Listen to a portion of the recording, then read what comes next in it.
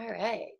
Good morning and welcome to day 3 of our Power Circle Challenge for January 2020, where our theme for the challenge is connectivity. And thank you so much for those of you who are joining us live today for our next co-created conversation. Today's theme is connectivity reminds, and it reminds us to give hope by exemplifying more you. So that's a bit of a mouthful. So we'll just keep it short. Today is all about more you.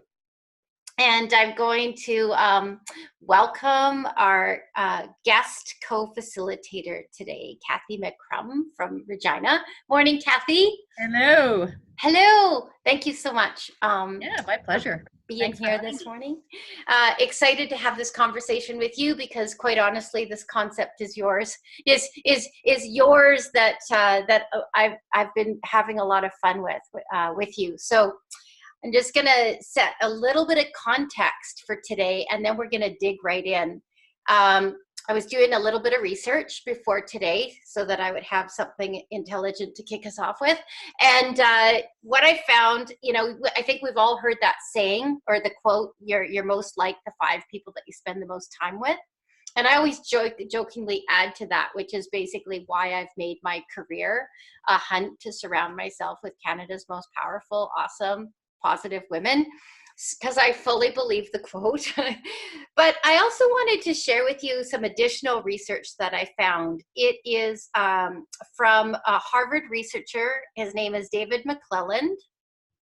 And he basically has, he's a social psychologist, and he has research to back up that the people that you habitually associate with, your habitual, which I think is an interesting word, associations determine as much as 95% of your success or failure in life.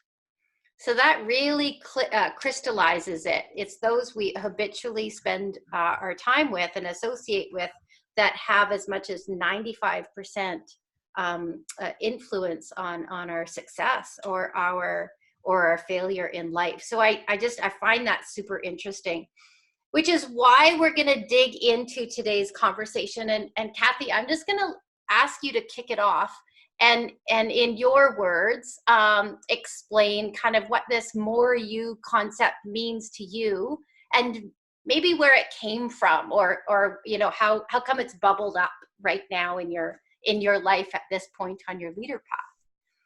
Sure. Can everybody hear me okay? Awesome. So really the more you, and this certainly isn't a new concept, it's just sort of me coming out with what it really is in my words and from my experience. So for me, it's really about giving ourselves permission to bring who we are and bring our whole selves to what we're doing.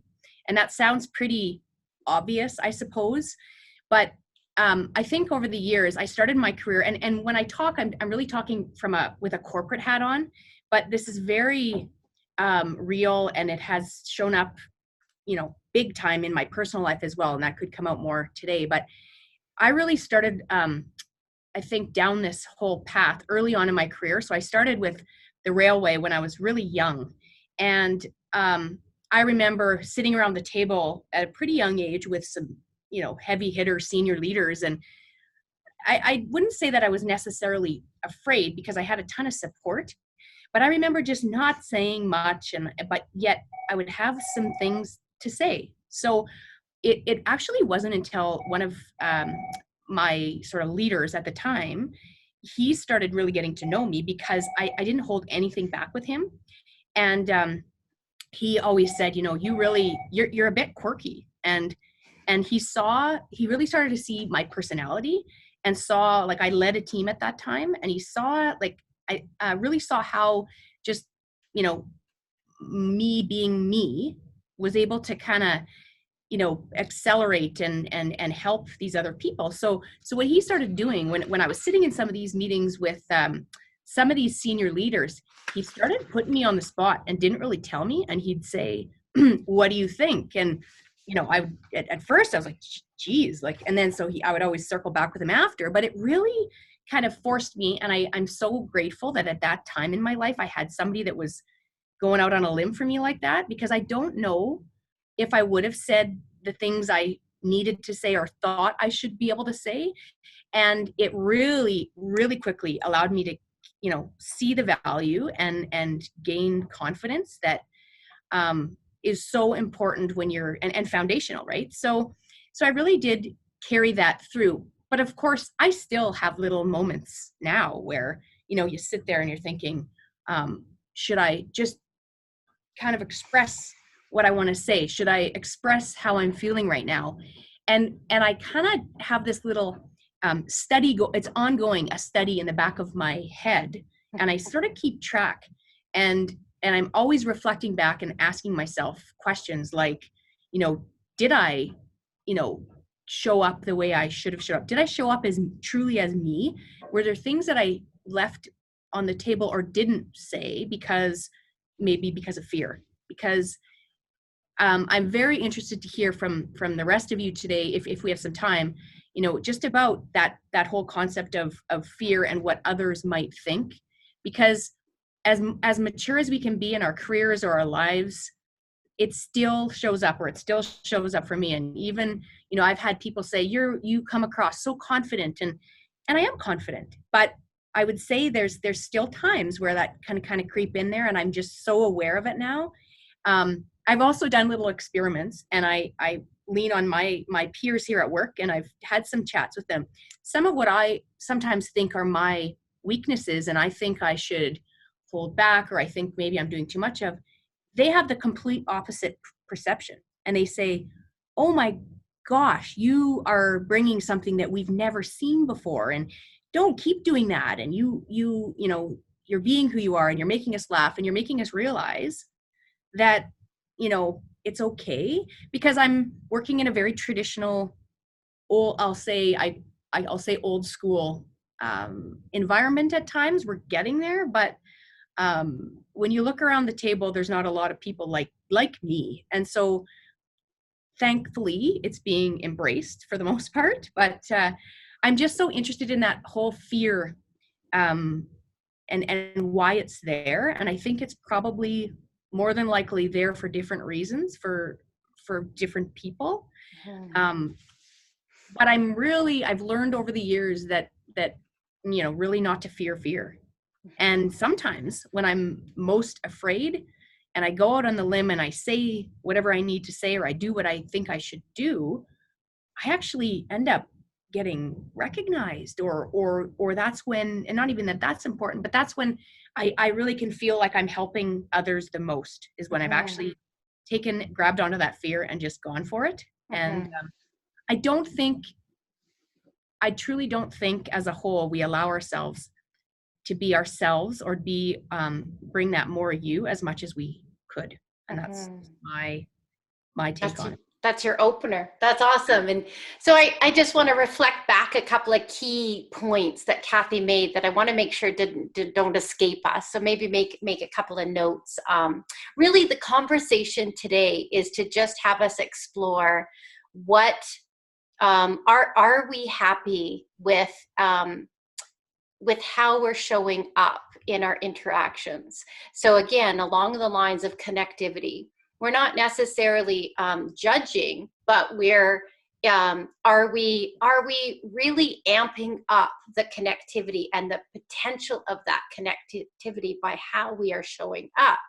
Are we ready to amp it up a bit more? When we leave a conversation, do we walk away going, oh, I left something on the table? Or we walk away going, you know what? I didn't leave anything on the table. So a couple of things that I heard Kathy say, and then we're actually gonna get into a little bit of an exercise today. It is just exploratory questions. What if I didn't hold back? What if I didn't try to tone myself down? What am I leaving on the table? And who is fear stopping me from being?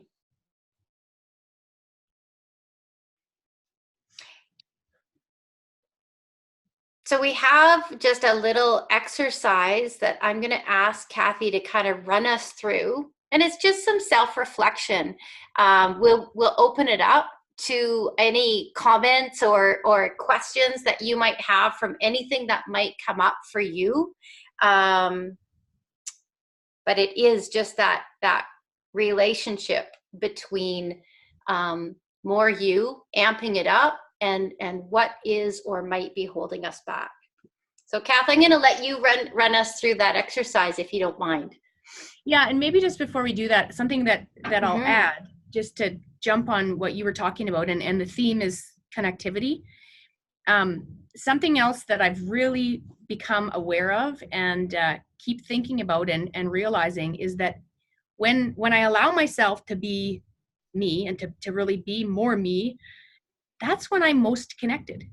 It's very interesting. It's and I think part of that is because people can see and they know, and they're starting to learn who I am, and that's always when I feel most connected, is when I've really allowed myself to just, be who I am and say what I need to say, and yeah. So I think it's a great point around the connectivity.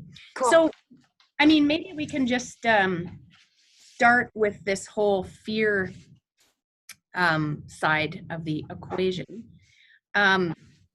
So I'm thinking, can we now open it up to the group and maybe ask someone to share, maybe the last time you felt that you compromised more you because you were afraid. So maybe take a minute or so and just ground into that question. Think about the last time you had an interaction or a conversation where you held back. For whatever reason, you held back. See if you can recollect. And was it fear that actually caused you to hold back? I'm just going to try to recollect that myself.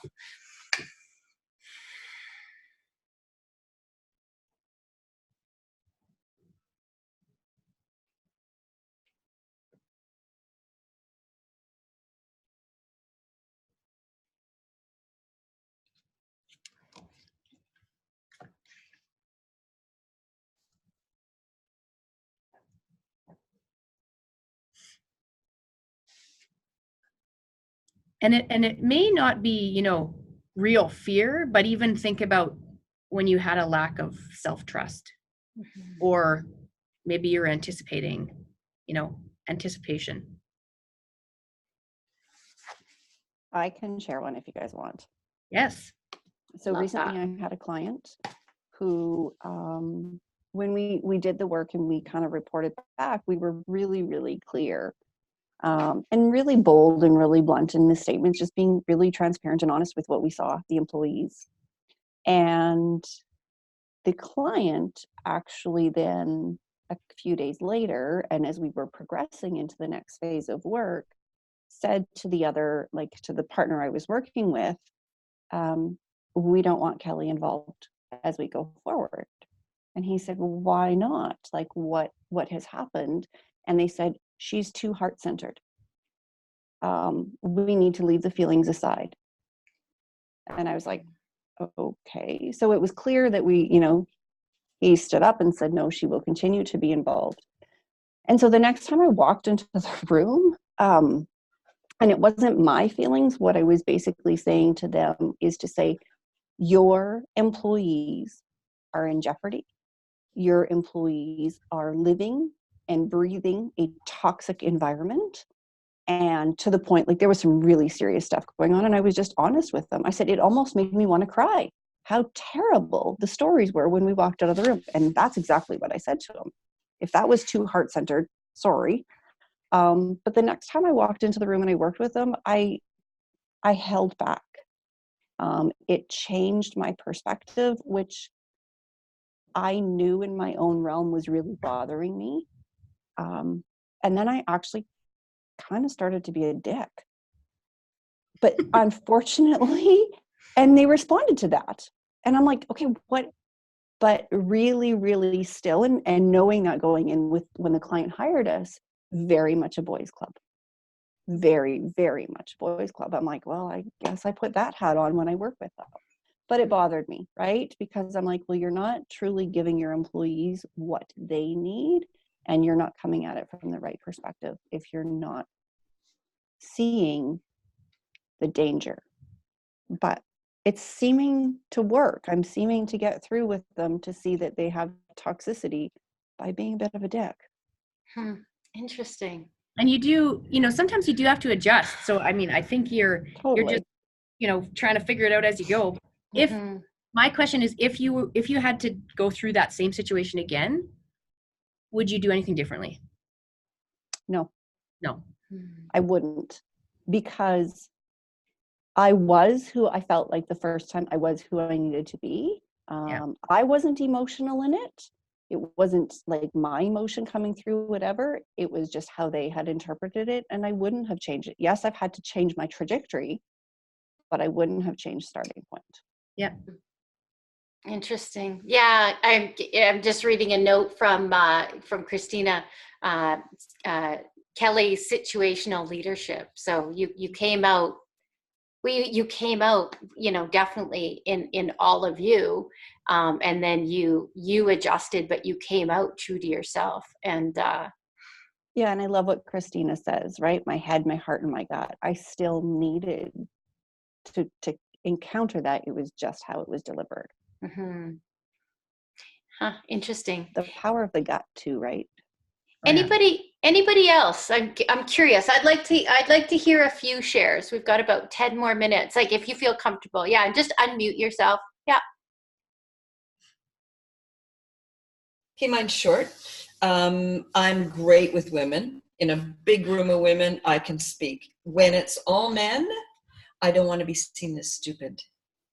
And I don't even like to admit that, but it takes a lot of courage for me to step up to the plate and say my piece. So, interesting point. Have you been burned before? Like, have you been in situations where, I don't recall that. I'll tell you what I have noticed. When I'm leading the group, because I've done conferences, I've been in a room with all men. If I'm leading the group, it's different. But if I'm one of, no, I haven't. I think it's just my father, whatever that is, the male intimidation factor. Black suits, really, bureaucratic. Yep. Interesting.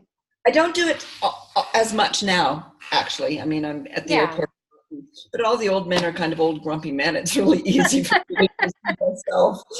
But if they're younger men, especially, super techie and on it, I'm intimidated and I sit back. Interesting. Yeah, very. Anybody else? I've got a couple to share, but I want to make sure and leave space and time if people have stories or concepts they want to share. One of the things that Christina admitted, and I think a lot of people fall into it. In fact, I've seen it over and over again, and I call it the one more course, or the one more certification, or the one more because I'm not quite enough right now. So she said, when I rely on my head only, so content, when I just puke out content, I shift onto autopilot. But when I connect with when I connect my head with my heart and my gut, I deliver my best work. So I think sometimes we go back into what's up here and trying to prove what we know, instead of just trusting that we totally know enough, and that we are enough, and that now is our time to act and own that enough. I think because I've been consciously working on this for quite some time, it took me a while to think about when the last time was that I didn't amp it up, especially turning 50, that really pulled the trigger. But I would say for me, it's my trigger has typically been around money. So, you know, I can come across as the most, if I'm passionate about something, and I'll go to the wall for what I believe in. But if it is sitting down with an investor, or it's sitting down with you know, a potential client, I've tripped over that in the past. But even that has gotten, like, even, you know, since turning 50, even that has, I you know, has gotten a lot better, and I haven't been afraid to amp that up because I so believe in the cause. And so I share that because I'm hoping that it might be a tool for you when I feel myself turning down the volume or the power in what I'm doing. I think about the women that I represent. And so all of a sudden I take Charlene out of it, and I think about the collective of women that I represent and who they touch and who they touch. And then that gives me even more confidence to go to the wall for whatever it is that I'm asking for. So I'm not sure if that's helpful for any of you, but take yourself out of it sometimes and think about the broader collective of who it is that you represent and why you do what you do. Anybody else? Yeah, I'll speak if that's okay. Yeah.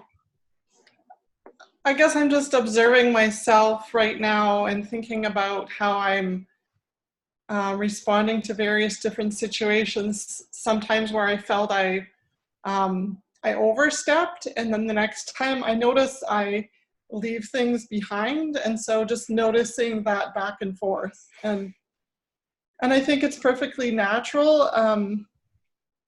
But just noticing that informs my next encounter. Yeah. Mm-hmm. Yeah. And sometimes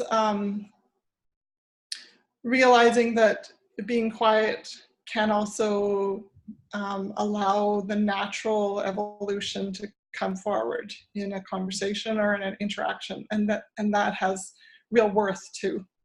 Certainly. And that's actually a great segue into sort of something that I wanted to ask you to leave with, and not to say that we won't hear anybody else's stories, but just if I could ask, just even for the next week, and many of you are likely conscious of it today, and you're always conscious of it, but just go away and just have it in the back of your mind and think about it. And, you know, if you have an encounter that you feel like you overstepped, or you have an encounter where you did leave something on the table, just observe it and then reflect on it, and just ask yourself some questions like, you know, why did that happen? Maybe it was like Kelly's situation where she doesn't feel like she would do anything different, and that's okay.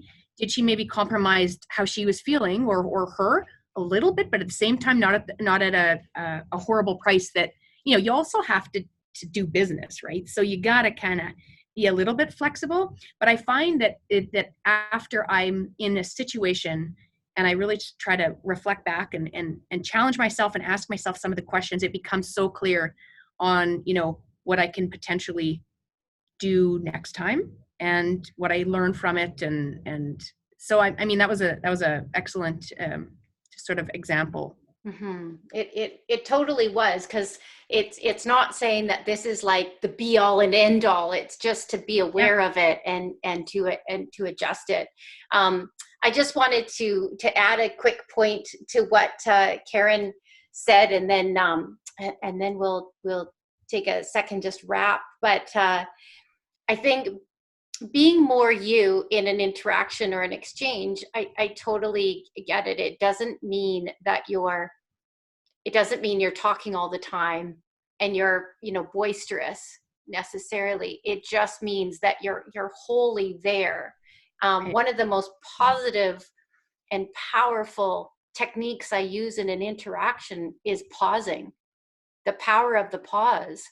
You know, people get super uncomfortable in silence, and I intentionally pause all the time because it brings us to the moment where people are like, did she forget what she was like, you know, like it's just like silence. And so I just mentioned that because I want to make sure that we're clear that, you know, more you doesn't necessarily mean loud and boisterous. It just means harnessing all of who you are and your, you know, who you were born to be. And for us, that's like super powerful introversion, right? And some of us, it's super powerful extroversion, and some of us flip back and forth and can't figure out what we are. But no, I'm kidding.